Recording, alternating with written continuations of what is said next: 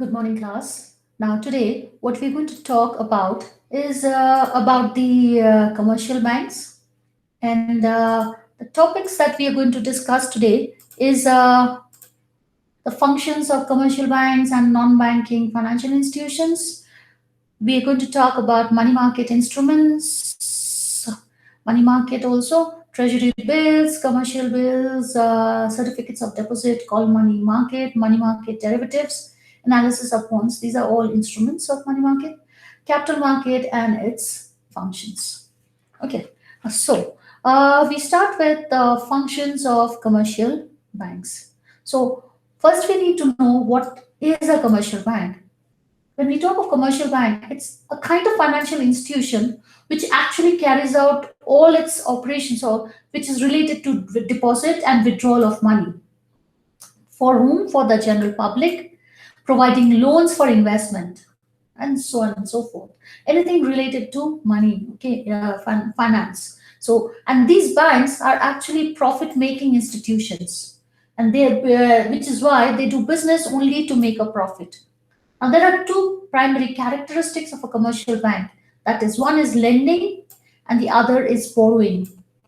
So, what happens is banks receive deposits from their customers and gives that money to various projects. That's called lending to earn profit. Okay. Sometimes what also happens is like banks also is involved in the in giving in the borrowing process also, right? So the rate of interest that a bank offers to the depositors are known as the borrowing rate, and the rate at which bank lends money is called the lending rate, right? Lending money to the all the businesses, right? Businesses which would actually help in earning some profit, right?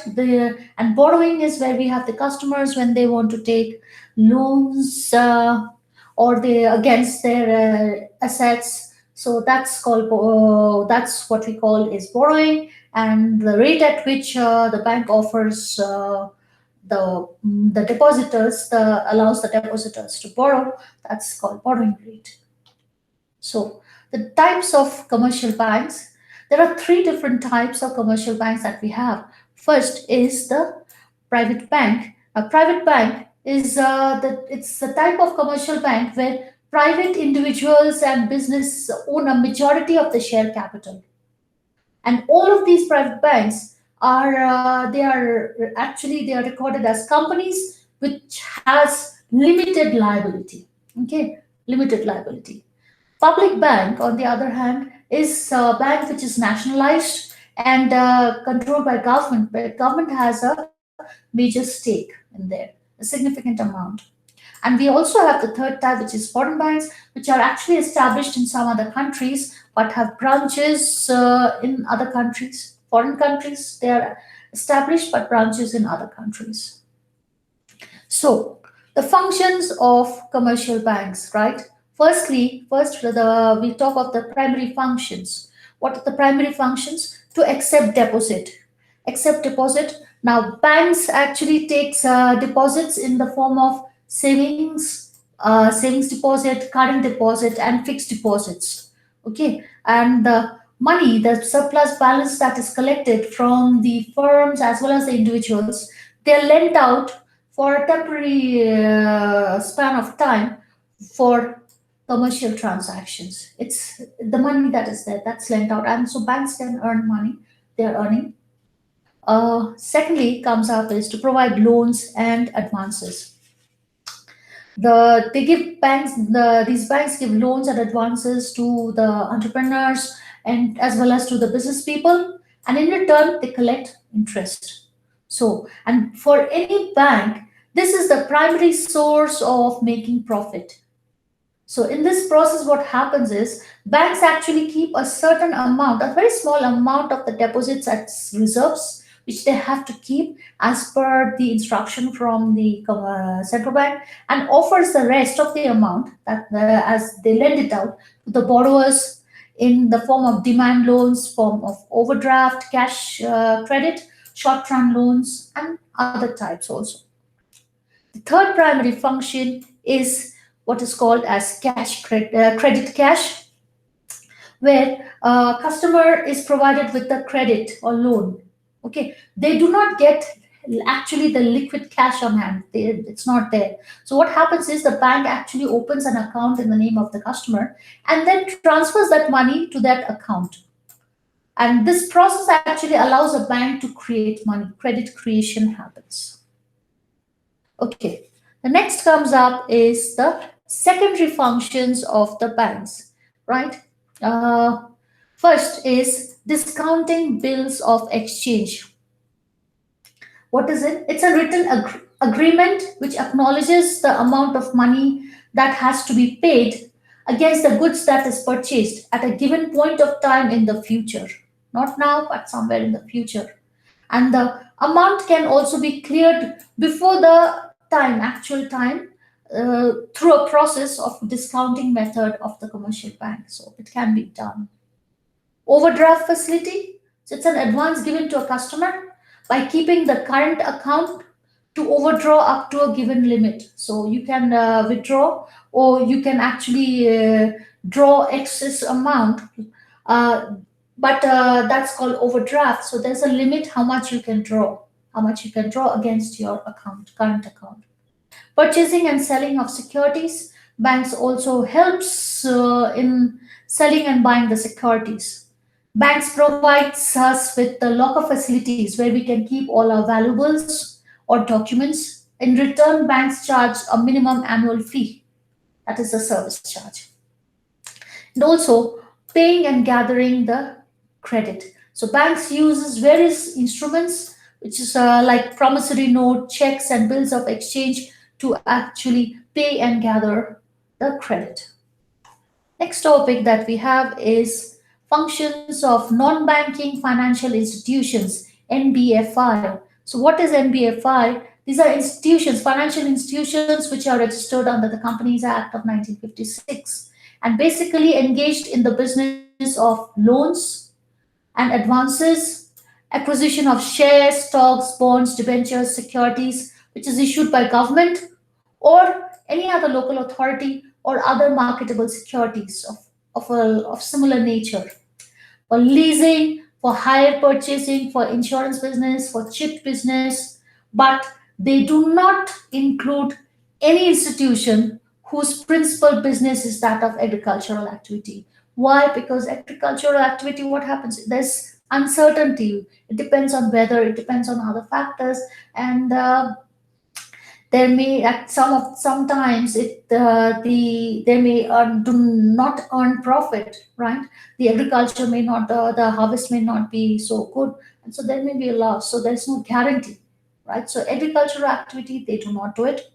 Or industrial activity, purchase or sale of any goods other than securities, or providing any services which is related to it, and purchase, sales, or construction of immovable property because the depreciation happens, right? So these goods, like where there is depreciation happening, so there the non-banking financial institutions, they do not give any loans there, but anything to do with money, securities, right, that's where it comes up. So what are the functions of NBFI? Firstly, to hire purchase services. Hire purchase service, it's a way through which the seller delivers the goods to the buyer without transferring the ownership. Why? Because the buyer has still not paid the money, right? Made the payment. And the payment of the goods is actually done here in installments. So only when the buyer pays all the installment of the goods would the ownership be transferred in the name of the buyer. Retail financing, companies that provide short term funds or loan against shares, goals, property, primarily for consumption purposes. Trade finance, these are companies which deals in dealer or distributor finance, so that they can be used for working capital requirements, vendor finance, or other business loans. Also for infrastructural funding, and this is the largest section where the NBFIs actually deal in. A lot of the portion of this segment alone that makes up the major portion of the funds led infrastructure. Okay, so basically it includes, say for example, real estate, railways, metros, flyovers, ports, airports. So where you earn a huge amount of money, it can be, if it's lent, huge amount of money can be earned. Okay, uh, asset management company, so these are companies which consist of fund managers. Fund managers means who invest in basically in equity shares to gain some huge amount of profits. So fund managers who actually invest the funds, which is pooled by small investors, and actually actively they are doing what they do is they actively manage it.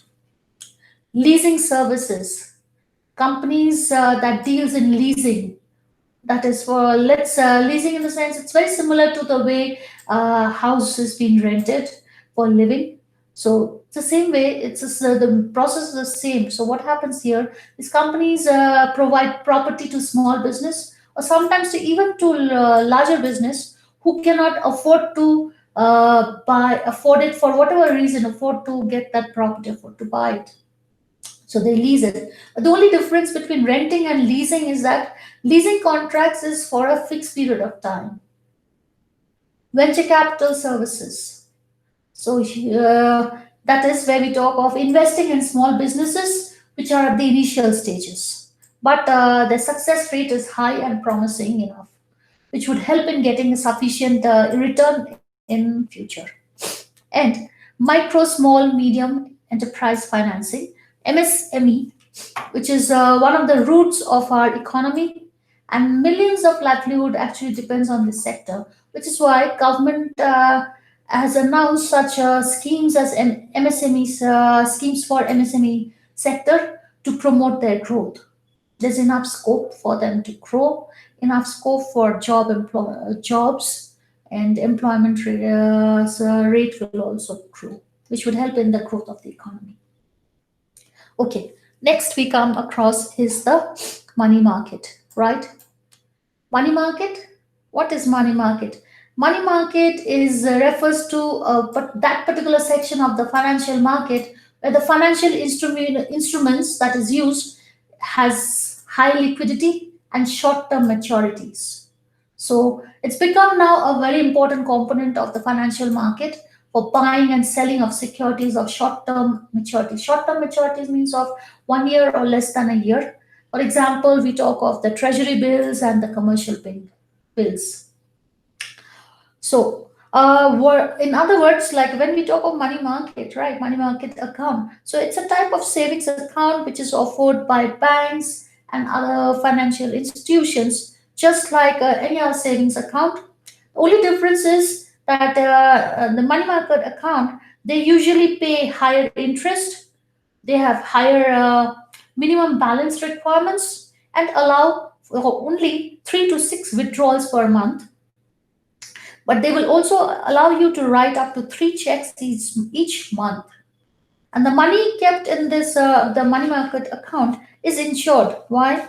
What happens is, even if there is bankruptcy, your money is safe, right?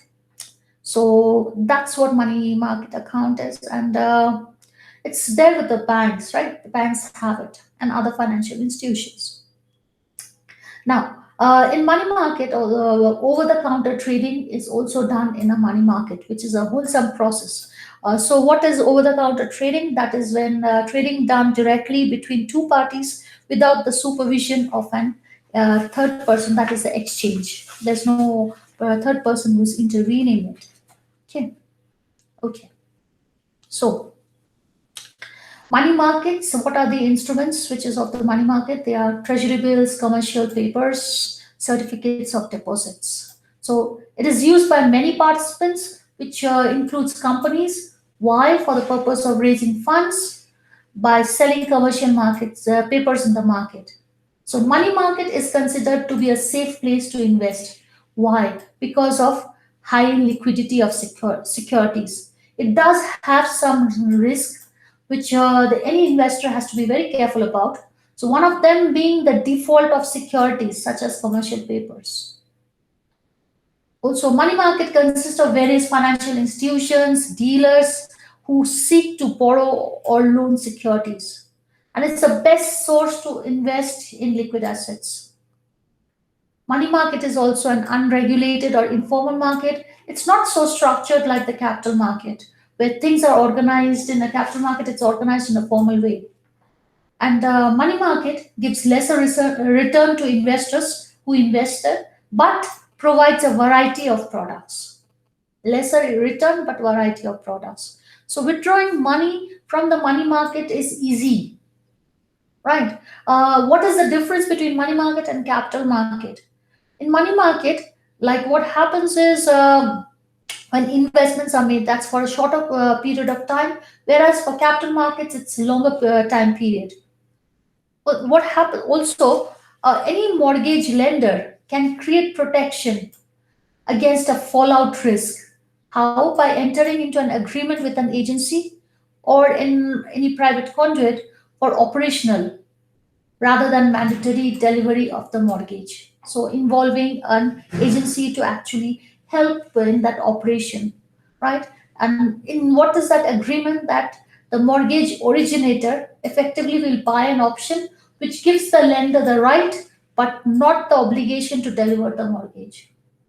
So, it's an option. So, against that, the private conduit charges a fee for allowing optional delivery. So, money market instruments, so what is it? They are securities that provides banks, businesses, and government with large amounts of low cost capital, but for a short span of time. So, short span means it could be is overnight, few days, weeks, or even months, but always it is less than a year. And the financial markets meet long-term cash needs. Okay, so businesses sometimes need short-term cash. Why? Because payments for goods and services might take some time, months. So without the money market instruments, companies would have to wait for a long time till the payments are made, right? And payments are received for any goods that is already sold, and which would actually delay their entire production process, because there would be delay in the purchase of raw materials. So the entire manufacturing process goes down, it becomes slows down. And in 2004, there was $960 billion in money market instruments issued throughout the world. It's very popular. Money market instruments also allows managers to get cash quickly when they need it, which is why money market instruments must be very safe. That's uh, that's the reason. For that reason, businesses also use money market instruments to invest extra cash. It will earn a little interest, but until it needs to pay its fixed operating cost. And these fixed operating costs could includes rent, utility, wages. So for example, the stock market is what happens here. Stock market is very risky, right? Prices have fallen by the time the firm needs to pay the bills, and what will happen as a result? The return is less than they need for these expenses. So it's very risky. But money market, that problem is not there. Money market must also be easy to withdraw the funds from at a moment's notice, right? They can't have large transaction fees. Otherwise, businesses would just keep extra cash in a safe. So they don't have, the transaction cost is less. And the size of the money supply, we know that affects the interest rate, which actually also results in influencing the economic growth. Okay. So, the types of money market instruments: treasury bills, commercial bills, certificates of deposit, call money market derivatives, and bonds. Let's go into details of this. Okay, right. Treasury bills.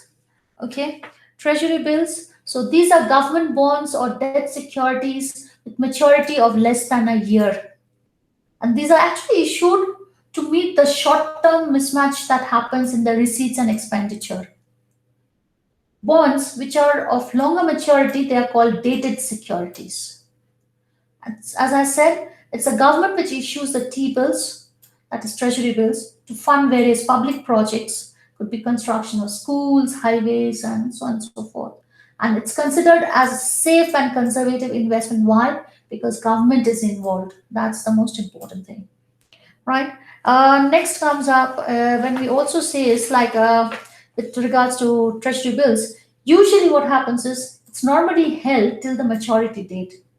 But sometimes what happens, some of the holders may actually want to cash out before the maturity and realize the short-term interest gains. They really just want it because they need it. So what do? They resell this investment in the secondary market. So the next comes up is the commercial bills. Commercial bills is what is commercial bills? These are issued by the seller or a drawer on the buyer, the drawee, for the value of the goods delivered by him, and which is usually for the 30 days, 60 days, or 90 days maturity. So if the seller needs the funds, he may draw a bill and send it to the buyer for acceptance. So what happens? The buyer accepts the bill and promises to make the payment on the due date. It would be 60, 30, 60, or 90 days. And the buyer can also do something. He can also go to his own bank to accept the bill. So bank, what does bank do? Bank charges a commission for the acceptance of the bill and promises to make the payment to the supplier if the buyer defaults. So once this process is accomplished, the seller can sell it in the market. And this way, a commercial bill becomes a marketable investment. Right. So usually what happens is usually the seller will go to the bank for discounting the bill. The bank will pay him after deducting the interest that the seller would get, the original amount, for the remaining period of the bill and services charges from the face value of the bill, right? So the buyer actually has to pay in that case the money to the bank, the seller's bank. And so this interest rate is called discount rate of the bills. Commercial bill market is an important channel for providing short-term finance to business, right? But this instrument did not become popular because of two reasons. One, because cash credit scheme is still the main form of bank lending, and secondly, big buyers who are in the corporate sector, they are still very unwilling to pay for the payment mode to actually use this payment mode of commercial bills. So next comes up is certificates of deposit. What is a certificates of deposit or CD? It's a product which is offered by banks and credit unions. Credit unions. Credit union is very much similar to that of a bank. So, but it's credit unions are basically, when we talk of credit unions are they are banks which is a non-profit non-profit making money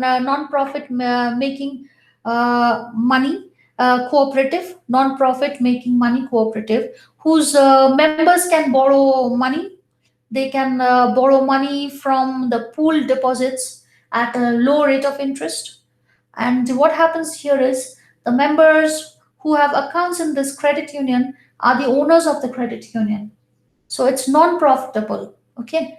And for example, we have the Indian cooperative bank, which is there.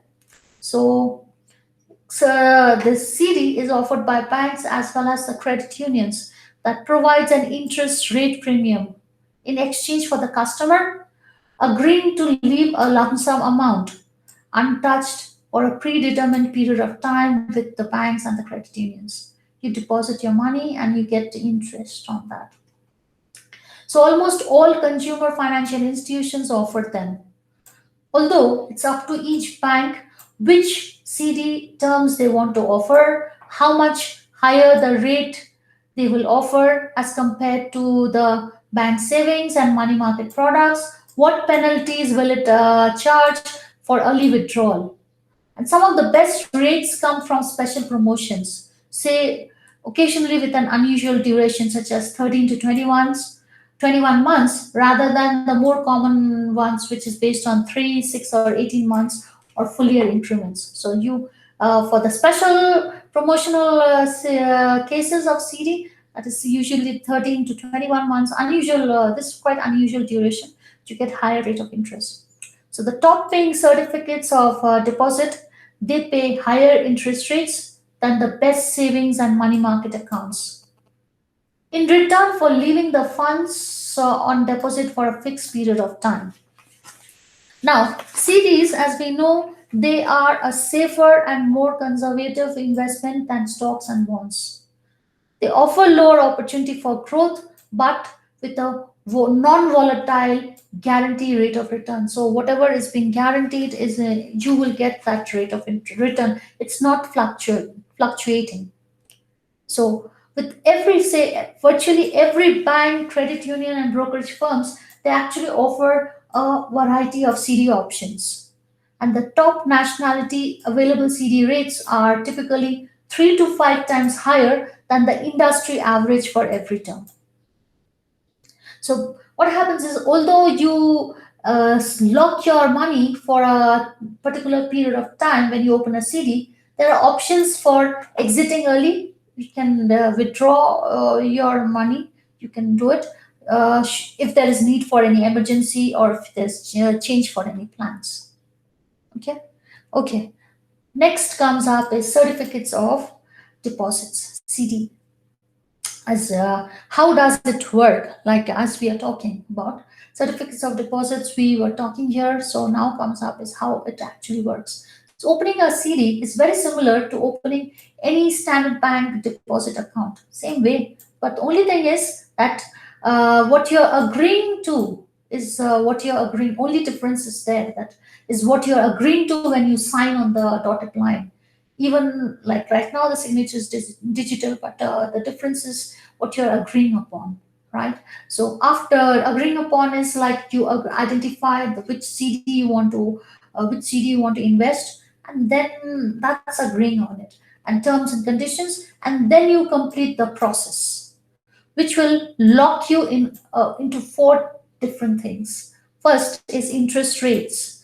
Locked rates are a positive. Why?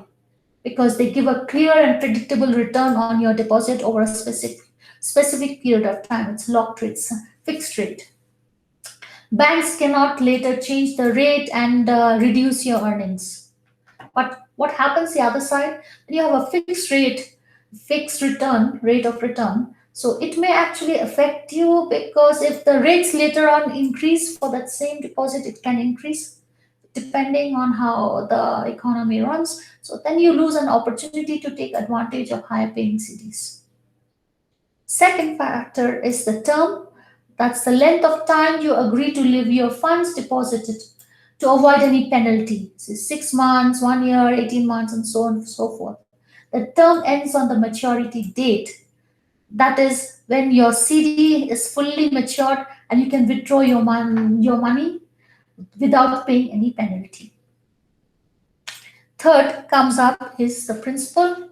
Like with the exception of some special CDs, this is the when we talk about principal, this is the amount you agree to deposit when you open the CD, right? But some cases is that you may actually have to pay a little something else, some more or less. So institution, the bank or the credit union where you open your CD will determine the aspects of the agreement. They will look into it, say like early withdrawal penalties, and whether your CD will be automatically reinvested. If you don't provide other instructions to the banks or the credit unions at the time of maturity. So once your CD is established and funded, the bank or the credit union will administer it like any other deposit accounts with either monthly or quarterly statement periods, paper or electronic statements, and usually monthly or quarterly interest payments. It's deposited in your CD balance, where the interest actually will compound. Next instrument is the call money market, right? What is call money market?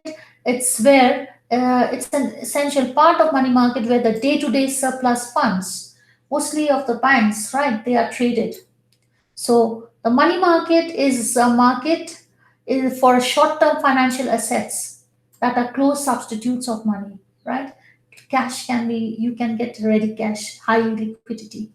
The most important feature for a money market instrument is that it is liquid and can be turned into money very quickly at low cost, and it provides an avenue for bringing about equilibrium in the short term surplus funds of lenders and the requirements of borrowers. So the excess supply and there's a demand, so that equilibrium can be brought about.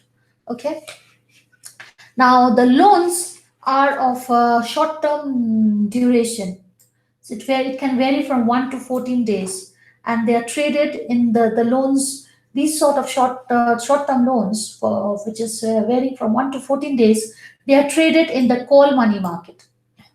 Money which is lent for 1 day is called call money. If it is more than 1 day but less than 15 days, it's called notice money. And if it is more than 15 days, then it's called term money. For 15 days or more than that. And term money, it's also called interbank market, right? Okay. Now, before I go any further, what is interbank market?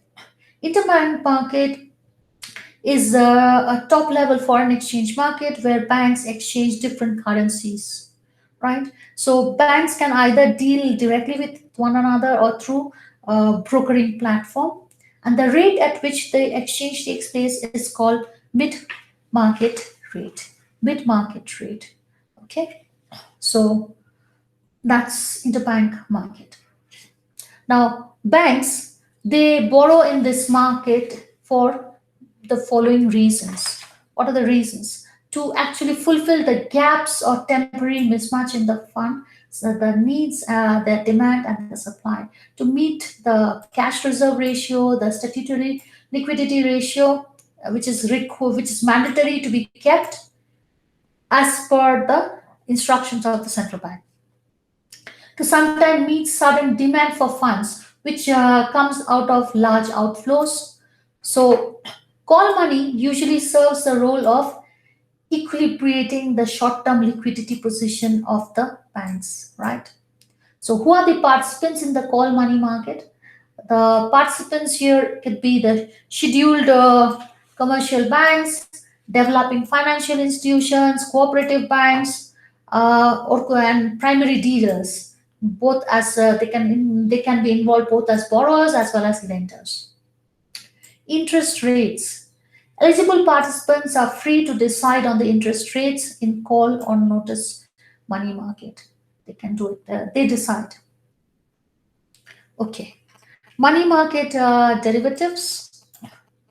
What is it? A derivative is a financial security with a value with a value that is reliant upon or derived from an underlying asset or a group of assets, and that's a benchmark. So with the value is decided upon based on the particular asset, right? That's the valuation is being done. So the derivative itself, what is it? It's a contract between two or more parties, and the derivative derives its price from the fluctuation of the particular asset under consideration. So the pricing is done based on how stable is the asset, or how to what extent is it fluctuating. So some of the most common types of assets in derivatives market is stocks, bonds, commodities, currencies, interest rate, market indexes. And so these assets are usually purchased through brokerages. Okay. So the basics of a derivative.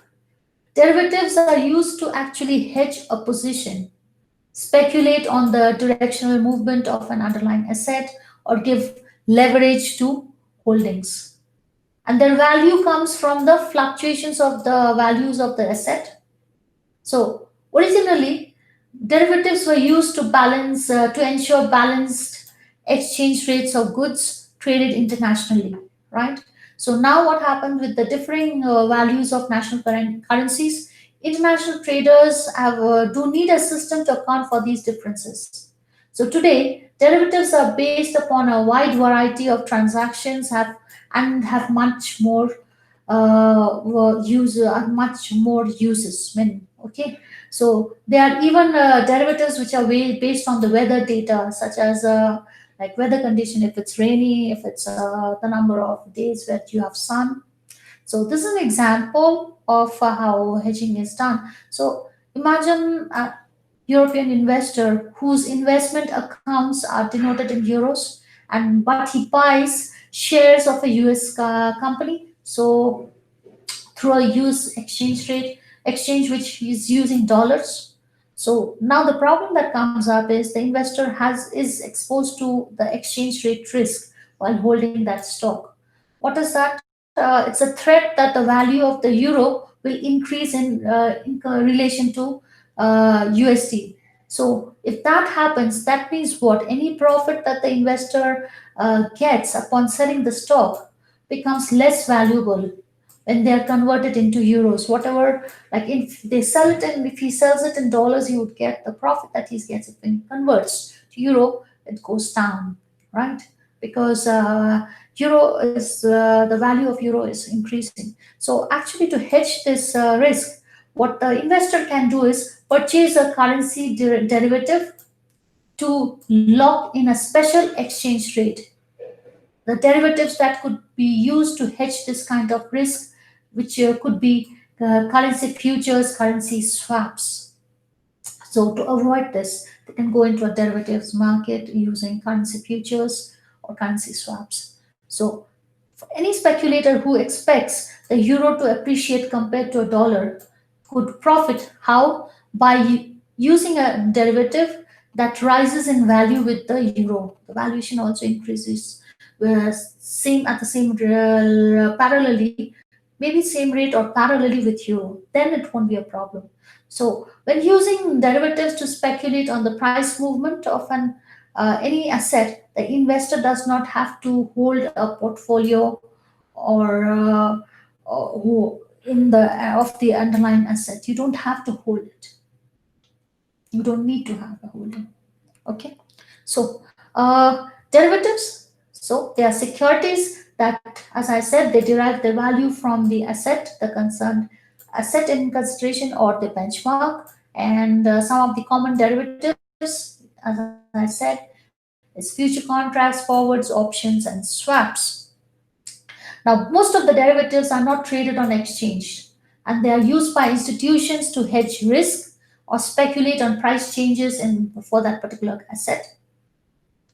Exchange traded derivatives like futures or stock options are standardized, and they eliminate or reduce many of the risks of over the counter derivatives because they are standardized. You have a broker involved there and someone in the middleman who's monitoring it, so it's much more standardized. Derivatives are usually leveraged instruments. Leveraged instruments means these are financial instruments that enable traders to gain greater exposure to the market without increasing the capital, right? So it helps in increasing their potential risk and rewards. Okay, so let's go into the more details of the derivatives, the types of money market derivatives that we have. First is where we talk of future contracts or futures, as we say. It's an agreement between two parties for the purchase and delivery of an asset. When not now, but at an agreed at somewhere in the future date and at an agreed upon price. And it's traded on an exchange, and so which is why the contracts are standardized. So traders usually use this to hedge their risk or speculate on the price of that asset. And the parties who are involved in the futures transaction, they are obliged to fulfill the commitment to either to buy or sell the asset. You have to do it. You're obliged to when you enter in that contract, you are obliged to fulfill that contract, whether it's a loss or a gain for you in the future. Forward contracts is very similar to futures, but the difference is it does not trade on an exchange. It's only over the counter. So when a forward contract is created, The buyers and sellers may have customized the term, size, and settlement process for the derivative as per their needs. And they are over-the-counter products. So what happens is forwards have a greater degree of counterparty risk for both buyers and sellers. So there's more because you have customized the terms and conditions as per your needs. So there's a high degree of risk, and nobody's actually monitoring it. So counterparty risk, what is counterparty risk? It's a kind of risk, credit risk, that the buyer or seller may not be able to live up to the obligations outlined in the contract, right?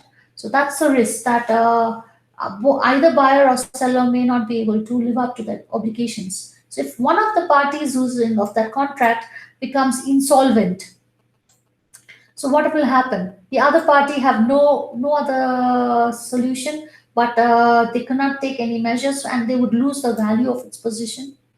So once created, the parties in a forward contract can offset their position with their counterparties, which actually increases the potential of counterparty risk. Why? Because here what happens?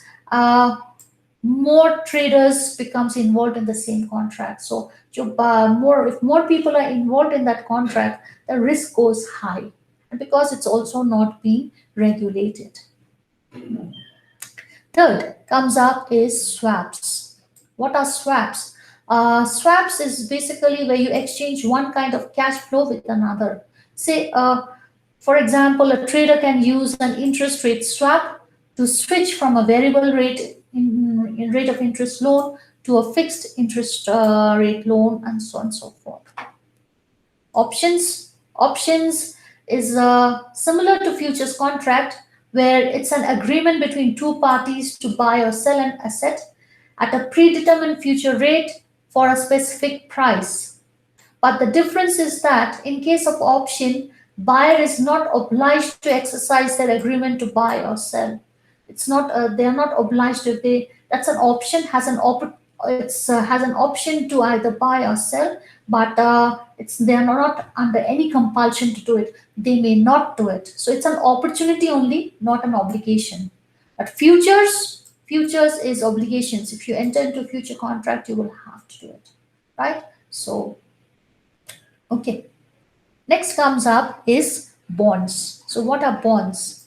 Bonds is a debt investment where an investor loans money to a person, anyone. It could be government or any corporate house, which borrows the funds for a specific period of time, either at a variable or fixed interest rate, right? So bond analysis is used by companies, municipalities, states, and other governments to actually to raise money and finance a variety of projects and activities. Owners of the bonds are debt holders or creditors of the issuer. And public bonds are long term, they are fixed payout debt asset.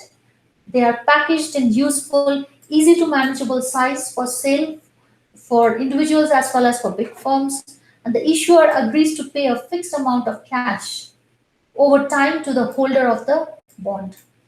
After a certain period of time, it's been that money, the cash is given, the fixed amount is given, that this is what you will get. Also, they agree to pay a fixed amount at par at the date of when they end. Why do people buy bonds? That's the question. Investors buy bonds because it provides a predictable income stream. You get to know how much you're going to get it, and bonds pay usually interest twice a year. That's also an important thing. If you hold the bonds up to the maturity period, then what will happen? You get back the entire principal amount. So bonds is a way to preserve your capital while investing. You can save your money. It also helps to offset any exposure to more volatile stock holdings. So stock is more volatile, right? Interest will go up and down, but bonds interest doesn't go up and down. And who issues these bonds? Companies, government, municipalities. They usually issue bonds to get money for various purposes, which actually includes, which may be to provide operating cash flow for financing debt, for funding big capital investments in schools, highways, and hospitals and other projects. So, what are the benefits and risks of bonds? Right? Bonds, they can provide a means for preserving your capital and earn a return which is predictable, right? So bond investments actually provide steady streams of income from interest payments prior to maturity. You get interest twice a year, so you're already getting it. And the interest from any of these bonds generally is exempted from the income tax. Okay, it's also exempted from the other local taxes from in the states where the bonds is being issued, wherever you state for the state taxes, right? So the state taxes means that particular state where from where it's being issued. So as with any investment bonds, as with any sort of bonds also have some risk. And what are these risks? Risk would be credit risk, where the issuer may fail to make timely interest. They fail to pay you timely interest or principal payments. Sometimes it happens. You may have delay in getting the actual amount, and so that's the default in the bonds. Interest rate risk. Interest rate changes can affect a bond's value. If bonds are held to maturity, what will happen? The investor will actually get the face value plus the interest, right? What is face value? It's the amount paid to a bondholder at the time of maturity date. So the face value, right? And but if it is sold before maturity, what will happen? The bond may be worth more or less, either more or less than the face value. It can happen. So if there is a interest rate rises, that will what will happen? That will make new bonds which is being issued more appealing to investors because the new bonds have a higher rate of interest than the old ones. So then at that time, what happens? To sell an old bond with an interest rate, right? Lower interest rate. So you what will happen? You may have to actually end up selling it at discount because people don't want to buy it. They are getting the new bonds are they're getting it with higher rate of interest. Third is inflation risk. Inflation is a general upward movement in prices, right? That's what we know, which reduces the purchasing power, which is a risk for investors receiving a fixed rate of interest. So the purchasing power goes, and what happens? The money that you're getting is what? That's not sufficient today. Liquidity risk. So this is a risk that investors won't find a market for the bond. So it's actually which you're potentially preventing them from buying or selling when they want to. If they don't find customers, then what happens? It's difficult to actually sell it. Or if you want to buy it, there's no one to sell it for you. You may not be able to buy it. Call risk, the possibility that a bond issuer retires a bond before its maturity can withdraw the bond, right? So sometimes they do it. Why? Because if the interest rate of that bond declines, they may actually decide to withdraw that bond. That can also happen. It's withdrawing, so it can happen, right? So, how to evaluate bond performance, right? When you are evaluating the performance of a bond, so investors have to review certain variables. What are these? Most important of this is the bond's price, the interest rate and yield, date of maturity, and redemption features, right? So, based on this, it actually helps us in determining whether a bond is an appropriate investment or not, right? So the as I said, the first the factors which is there, which evaluates the bond's performance is the bond's current price uh, compared to the face value, what you will get at the time of maturity. The bond's maturity, that is the number of years that you're keeping it, investing that money, bond's interest rate, and its yield, that is its effective return, which is based on its price and the face value. And the last factor is redemption, that is whether the issuer can call the bond back in before its maturity date. So that can also happen. So let's go a little more in in the details of all these things. Um, right. So price is the yield that you will receive on the bond impacts the price. So bonds trade at a premium, at a discount, or at par. So it can be either any of these three. When a bond is trading at a premium to its face value, that means what? The prevailing interest rates are lower than the rate that the bond is paying. So what's happening? Bond trades at a higher amount than its face value, right? So you are entitled for a higher rate of interest than you get from any other instruments, because the interest rate is it's higher than the it's much higher than the face value. Bond which is trading at a discount is when the price is lower than the face value. So, which means what? The bond that you have invested is paying a lower rate of interest than the existing interest rate in the market. And so, what happens? You have an option, you have an opportunity to obtain a higher rate of interest. How? By investing in other fixed income securities, right? So, that means here there is less demand for a bond with a lower interest rate. So you can invest somewhere else. A bond with the price at par means it's trading at its face value, that is the amount at which the issuer will redeem the bond at maturity. So this is also called the par value. So it's no profit, no loss. Interest rate and yield. Any bond pays a certain rate of interest at periodic intervals until it matures. And the bond interest rates are known as coupon rate. It can be fixed, it can be floating, or only payable at maturity. The most common type of interest rate is the fixed rate until maturity, which is based on the bond's face value. Some issuers can also sell floating rate bonds that reset the interest based on a benchmark. They reset their floating, the interest rate changes based on the benchmark such as the treasury bills or LIBOR. Okay, and so what is zero coupon bonds? The zero coupon bonds, they don't pay any interest at all.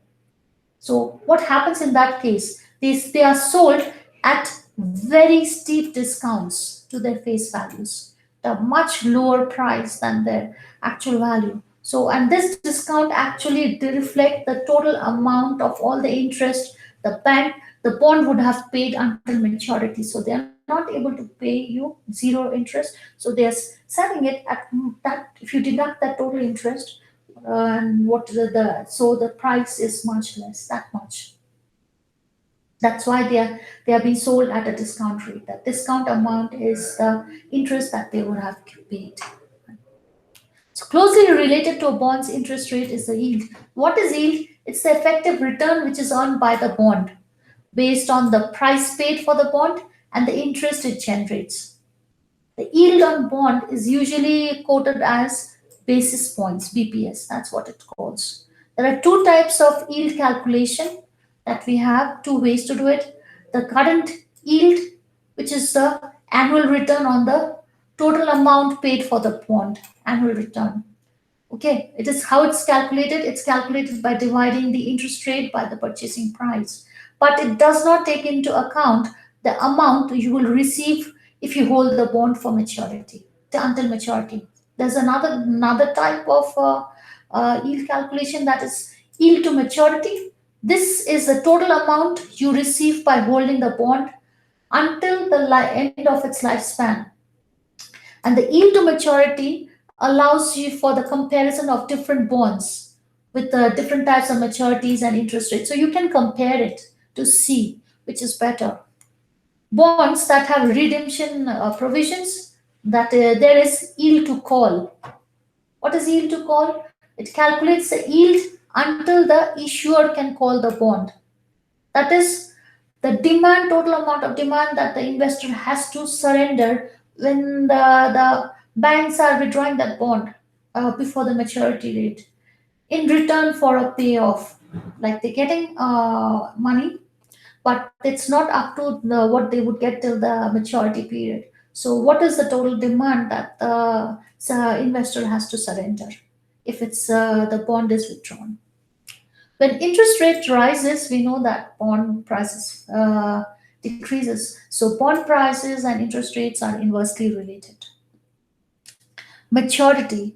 What is maturity? Maturity of a bond is the future date at which the principal will be repaid, and bonds usually have maturities from anywhere from 1 to 30 years. Okay, there are short term bonds also which matures for between 1 to 5 years, medium bonds from 5 to 12 years, and long term bonds are more than 12 years. Okay, and maturity of a bond is important while when you consider the interest rate risk. It's very, very important. What is interest rate risk? It's the amount a bond's price will rise, amount of a bond's price that will rise or decrease with a fall or increase in the interest rates. So that's the interest rate risk. So any bond which is having a longer maturity has a greater interest rate risk. The interest rate can actually start falling. There is a chance of it. Okay, right. Then comes up is redemption, right? Redemption. So some bonds allows the issuer of the bonds, that's banks, to withdraw that bond prior to the date of maturity. So it allows the issuer to refinance its debt if the interest rates fall. They can do that. A call provision allows the issuer to redeem the bond at a specific price at a date before maturity. What is a put provision? It allows us to sell it back to the issuer at a specified price prior to maturity. When we talk of call provision, the banks they can withdraw before the maturity at a specific price at a specific date before maturity. Put provision is when we as investor we can sell back the bonds to the banks at a specified price prior to the maturity date. Call option often pays a higher interest rate. If you hold any such bond, that your bond you are taking an additional risk that the bond can be redeemed and you will be forced to invest in some your money somewhere else, probably at a lower rate of interest. Lower rate of interest. So well, that's when it happens, and when you have call provision comes up when there is a decline in the rate of interest. And to compensate you, what happens for this chance that it can happen? These sort of bonds they pay more interest so that you are not at loss, right? So these bonds can be withdrawn at any point of time. So that's why they have a tendency to pay more interest. Okay. Next topic is capital market and its functions. What is capital market? We need to know. It's when we talk of capital market, it implies a market for long-term investments that explicitly or implicitly claims to capital. Long-term investments. So these are investments whose lock-in periods are greater than 1 year, right? So here we have both equity and debt instruments, say equity shares, preference shares, debentures, zero coupon bonds, secured premium notes, and so on and so forth, which are bought and sold, as well as it covers all forms of lending and borrowing. And capital market comprises of all those institutions and mechanisms with the help of which medium and long-term funds are combined and made available to individuals, businesses, and government. So both private placement sources as well as market organized markets like securities exchange are involved into it. It is also a measure for inherent strength of the economy, right? So we get to know about the economic situation from the capital market when we analyze the capital market. It's also one of the best source of finance for the companies, and it offers a variety of investment avenues to the investors, which in turn encourages capital creation in the market. Okay, so capital market, as I said, it's a market for long-term securities. that includes both debt and equity. Both companies and governments can raise long-term funds, more than a year, through this market. And the capital market actually connects the surplus units with the deficit units. Those who have more, they can actually lend it to people who are in need for money. So it means what? Money is funds, or money as fund, or funds as we say, they are channelized from those who have excess capital to those who need it. And how is the funds raised here? By through the issuing of capital market instruments like stocks and bonds, which have a higher interest, higher risk than the money market interest. Money market instruments, higher risk is there. So because there is higher risk, so there is also the opportunity to have higher returns, right? And but these markets are strictly regulated for avoiding any sort of fraudulent practices. And who monitors this? The Securities and Exchange Commission of a country. They regulate the capital or securities market of that country. So the types of capital market that we have, there are two major types: primary market and secondary market, right? So what are the when we talk of the primary market? Primary market, it's where the securities are issued for the first time to the investors. It's either called primary market or new issue market. The main role of primary market is capital formation. So a company can raise capital by issuing securities like bonds, shares in the primary market.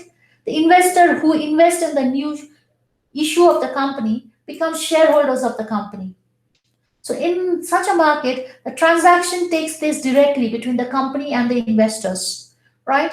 And the money that is invested by the investors, it goes directly to the company, right?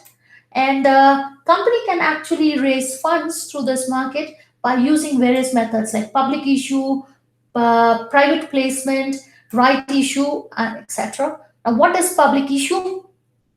Public issue or initial price offering, which is a process of issuing shares to the public for the first time. Private placement is where you offer shares, offering of shares to some few selected investors, and these investors could be mutual funds, venture capital, banks, insurance companies, etc. And rights issue or right offer is a way by which a listed company can raise capital by offering its shares to the existing shareholders. So, for example, if a company XYZ comes out with a share which has a right issue, which calls 1:2 right issue, which means that the shareholders of this company can buy one extra share for every two shares that they have. So usually what happens, the stocks which are issued in the form of right issues, they are priced lower than the prevailing market price of the shares. Because otherwise, that's how they attract shareholders. If the price is high, who wants to buy it? Secondary market. Now, secondary market is what happens here. The trading of the previously issued securities takes place in the secondary market, right? Where an investor can directly buy a share from the seller. And secondary market has a huge volume and magnitude of transactions that affect the primary market. So it includes both stock exchanges as well as over the counter market. Some of the popular stock exchanges that we have worldwide is LSE, London Stock Exchange, New York Stock Exchange, NYSE, BSE, that is Bombay Stock Exchange. So, as we just said, there are two types of secondary market, that is over-the-counter market and dealer market. Over-the-counter market is or off exchange trading is it as I discussed earlier also, it's a decentralized trading of securities where trading of takes place directly between the parties, where they openly announce the price at which they are willing to sell or buy the securities. So it's less transparent than exchanges because it's based on as per their convenience, their needs. Like it's decided by them. Whereas in a dealer market, what happens? The buyers and sellers do not gather at a common place physically. It's the brokers and the dealers who act as an intermediary. between the buyers and the sellers. And since there are a lot of dealers existing in the market, so because of this competition, huge competition, dealers, what they do, they have a tendency to offer the best price to the investors so that they get more of investors.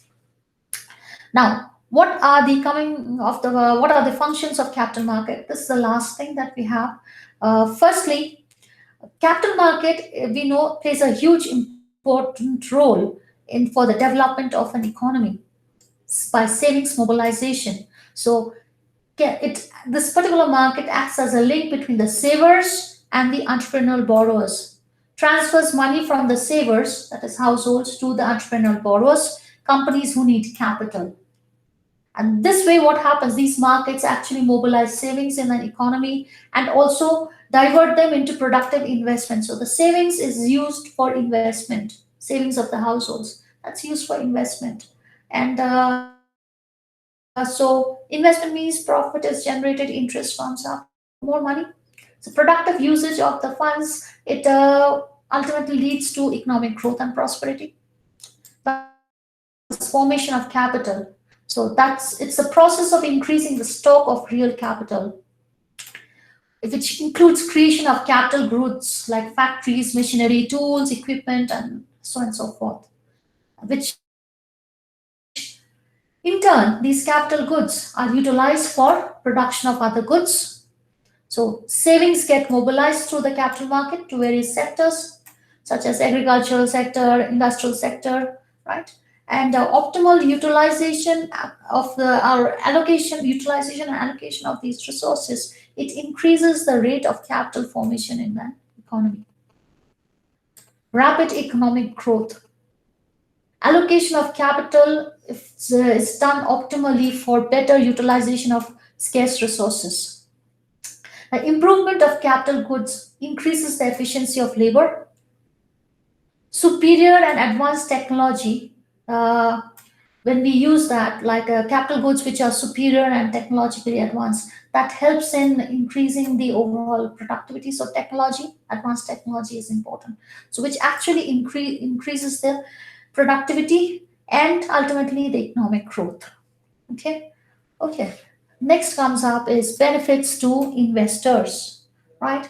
So in a capital market, what happens? Investors are provided with an opportunity for long-term investments. So most importantly, what happens here? They're offered a variety of instruments like bonds, mutual funds, insurance, policies, equities, which helps the investors to diversify and channelize their savings into the most profitable avenues to prevent the investors from any unscrupulous activities, like to ensure that they do not go into any sort of unscrupulous activities. These markets are strictly regulated. The fifth point is variety of services. Capital markets also provide a variety of services to the investors, such as underwriting. Now, what is underwriting? It's a process by which investment bank raises capital from investors on behalf of corporations and governments that are issuing security. Export finance, providing money for export purposes, providing consultancy, merchant banking, it's dealing with commercial loans and investment.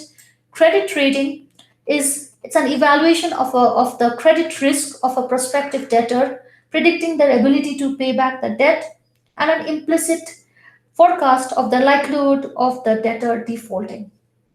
And lastly, what we have is liquidity of funds. So, what happens in this market? Funds are available for long term investments.